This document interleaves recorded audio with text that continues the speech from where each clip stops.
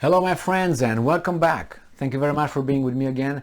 Today, the Ukrainians are making a lot of gains in Kharkiv, and they're pushing the Russians back. They liberate about 30 settlements, and it seems like the Russians are on the run. At least this is what not only the Ukrainian forces or their little weasels are reporting, or their mass media, but also some officials on the Russian side saying that, oops, we must have have had a little bad luck here. So it's okay, we're gonna regroup and we're gonna hit them back. Well, we'll find out about that. This article comes from The Insider, September 10th, 2022.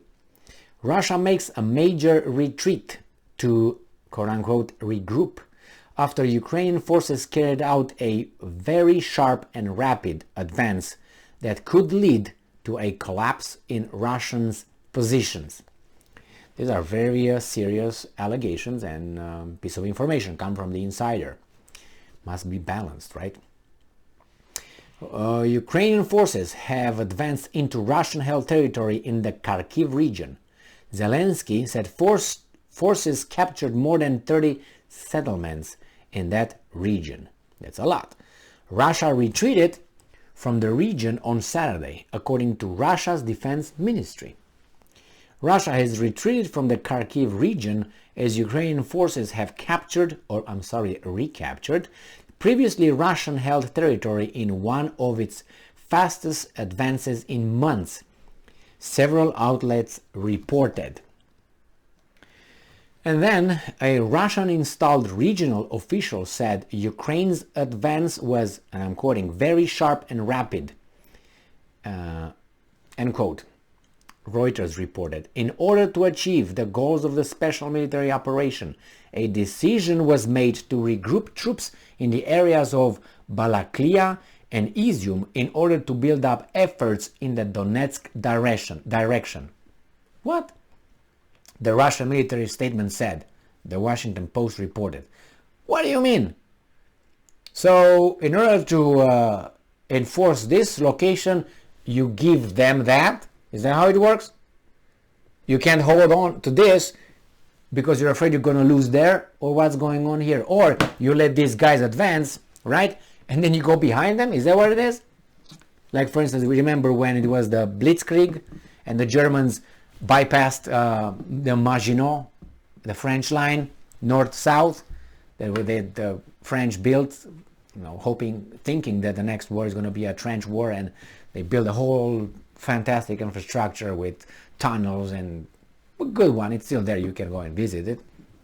And the Russians, not the Russians, the Germans said, how about we go around it? And they went around it through the lower countries.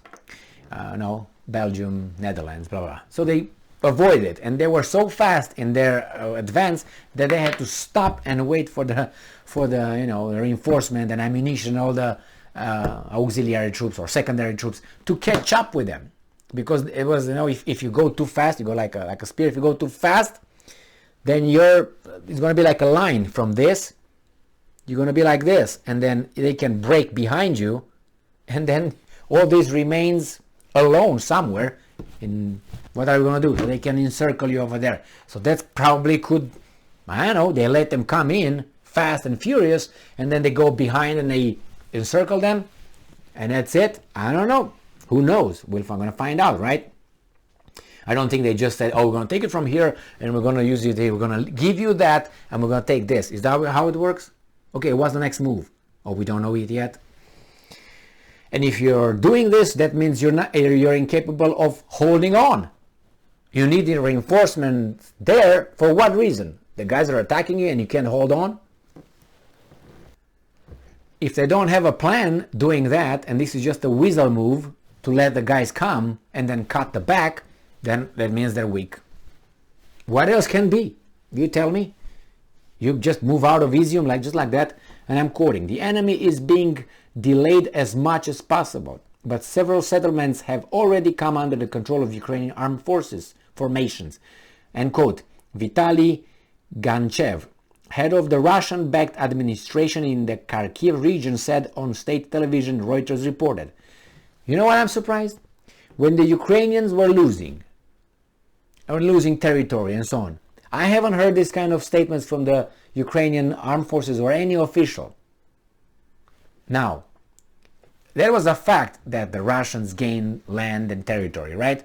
But you haven't heard this kind of statements from the Ukrainians. Why is that? You know, like you see an airplane coming and you don't say anything about it, but the airplane is still coming. Reality is that the airplane is coming, but you don't report on it. You don't say, well, there's an airplane coming. But the Russians do that. Hey, the Ukrainians come, and I heard it from like 3 sources already. The Ukrainians are coming. Why would they do this? It's too obvious. I mean, in Ukraine, would you be shot if you would say something like this? And how come in Russia you are not shot by Putin, the bad guy? Huh? Is that what it is? Or it is a fake, oh my God, they're attacking us, and then boom. You know, that's strategy when you play weak, and then you hit them hard if you're still able to do it. You don't play weak if you're weak. You're weak. When you're weak, you play tough.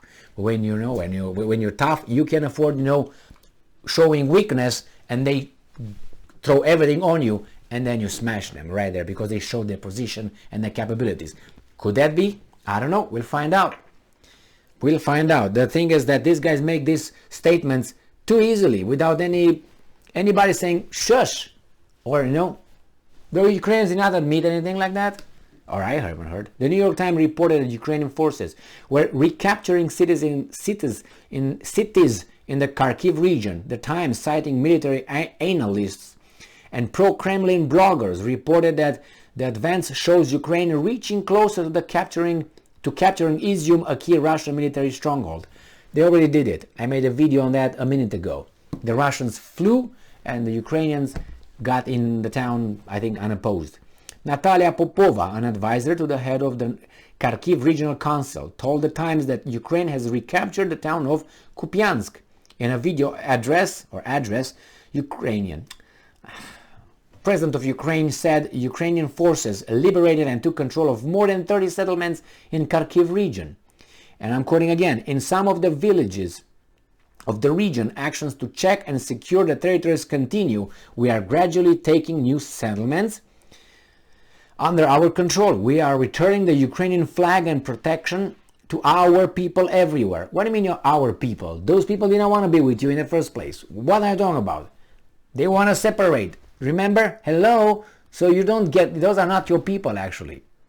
If they were your people, they would have been with you and not have that little uprising in 2014 when the legitimate government of Ukraine, democratically elected, was overthrown with outside support. So what are you talking about? You might not liberate anybody. You might just gain territory from some people that don't want to be with you. How about that?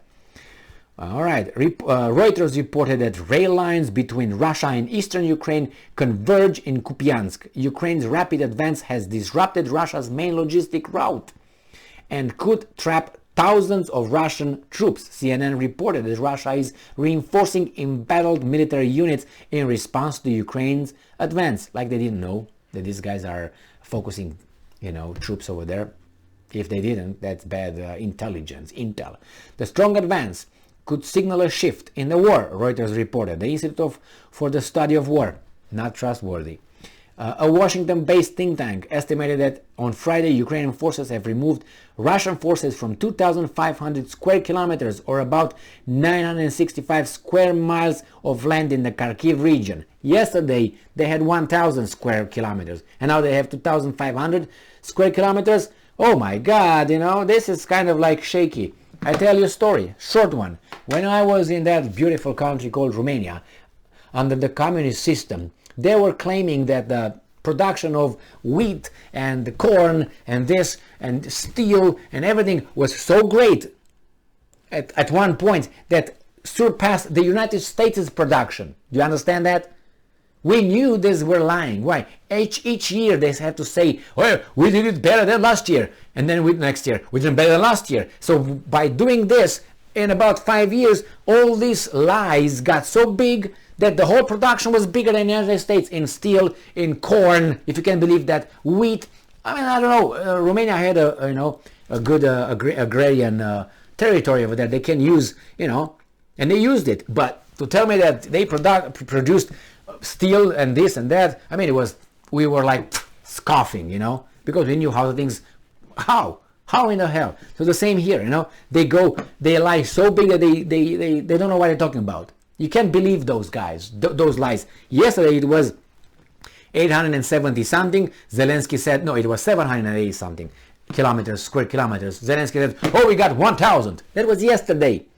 And today is 2,500. Do you know how big is a kilometer? A square kilometer? That means you go like there's nobody there. You just,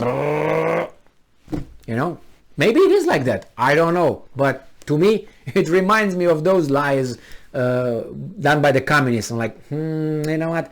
Are you sure about that? Oh yeah, I'm sure about that. Pfft, okay, thank you very much for being with me again today.